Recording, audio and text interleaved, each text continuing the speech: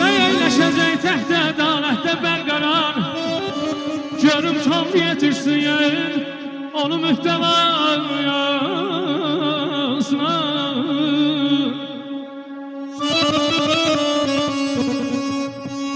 Sağ ol, sağ ol.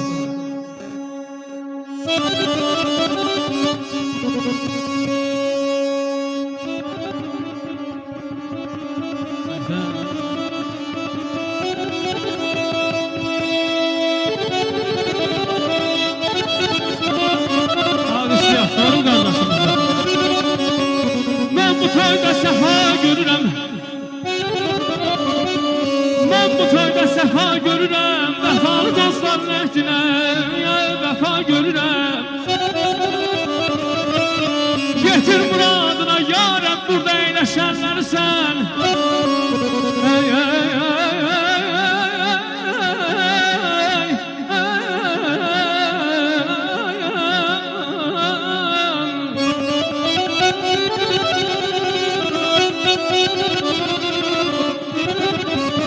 getir muradına yarəm, burada eyləşənləri sən. Şun onları hərə bir eşqə mühtəna görürəm. Xoşbəxt olasan tazə və yerlər içində, xoşbəxt olasan Şahid bəy ellər içində. Ömrün daim uzun olsun neşə yüz illər içində. Həzim aydın olsun, gül dolsun aydın olsun. Bugün Şahid bəyin toy günüdür, bir alqışlar gəlsin. Ay əzizlər qonaqlar, gözləriniz aydın olsun. Ay gözəl bana, gül bana, kiçik toyun mübarək. Həm şəkər olun bana, kiçik toyun mübarək. Gözəl bana, gül bana, kiçik toyun mübarək. Şahid bana, gül bana, kiçik toyun mübarək. Parlasın.